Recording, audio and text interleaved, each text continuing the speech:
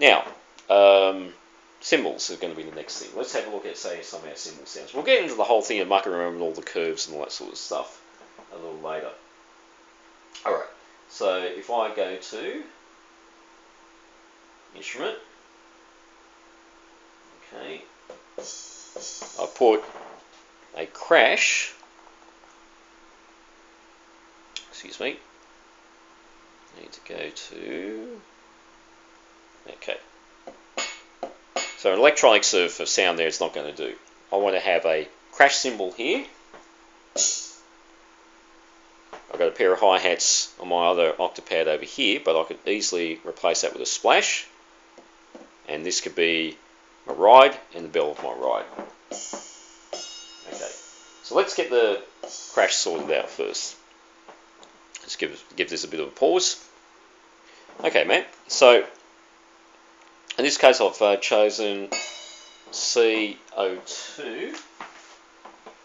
It's nothing to do with chemistry, by the way. That tells me that is crash cymbal number 2 on my list of sounds. Okay, crash cymbal. Okay, but underneath it, we've got some sort of anvil type of sound. So that's in our layer here. Okay, it's actually some electronic hi-hat. So let's hit that. So once again, we're going to use that magical option, the off. Alright, so I'm almost listed there. Okay, so that's off. That's on bank B. Okay. Now if I go back to bank A, I still have my crash sound. Now, that doesn't quite sound so crashy for me at the moment. So if I go to level, knock that down just a tiny bit. Pitch, I like to have that down around there. Decay, right, knock a little bit of decay off, but not too much. Pan, yeah, that's panned. And this is where, because this was linear, the curve wasn't sort of quite right. I'll put a little bit of a roll on this sort of thing. A little bit of a crash over there. Is there any effects? Yeah, let's knock a little bit of effects off on that. Go back to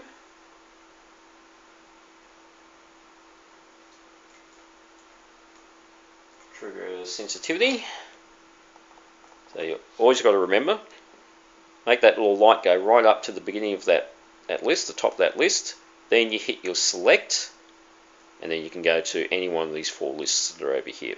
Okay. Hit your down button. Go down to your sensitivity. That's 1. Okay, that's cool. That's pretty much what we want.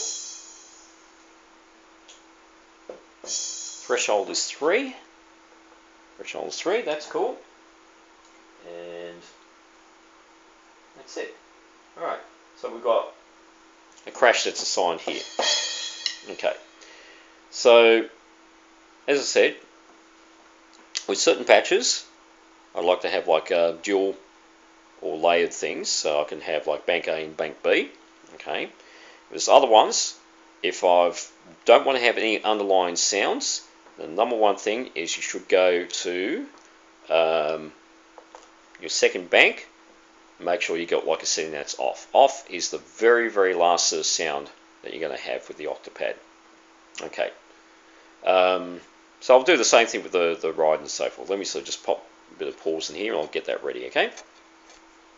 Okay, so what I've done here, got a crash sound here, got a splash sound over here. Now here, that's supposed to be my ride sound, but I need to just check a couple of little parameters on the thing.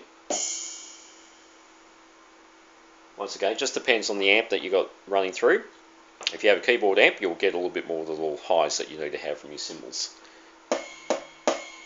But you know, there's some really good sort of you know, amps for electronics of the drums, electronic drum amps and so forth. But I just like the keyboard amps because you can get extreme little highs and extreme lows. They really sort of handle it. Never ever run it through a guitar amp because once you start hitting your bass drum, you're going to blow your speakers. Okay, because it's all the low frequencies. Okay, let's get our level there. That's 10. Okay, pitch. Now, when that was first being mucked around with, the pitch was that. I don't think that sound's coming out so well here.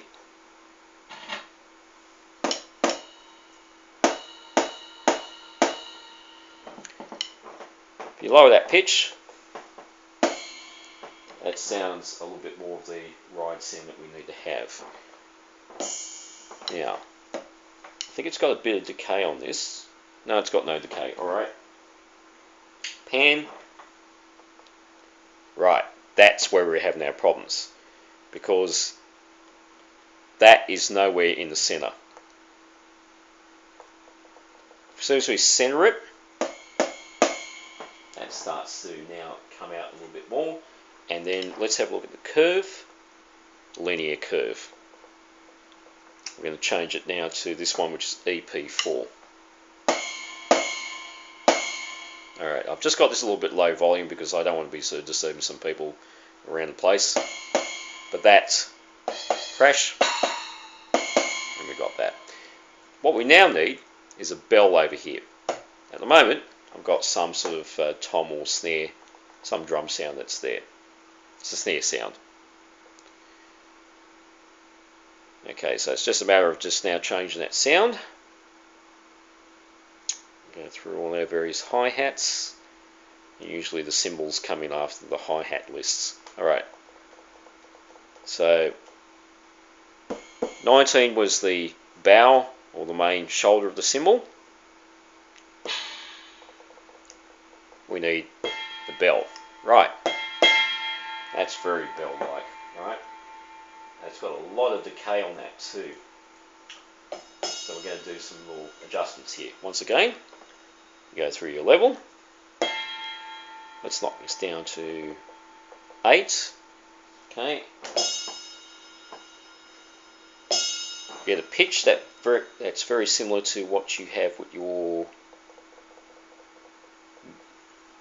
shoulder of the cymbal. It's there. Okay, so we got that kind of thing. Now, if we then went to decay, adjust that a little bit.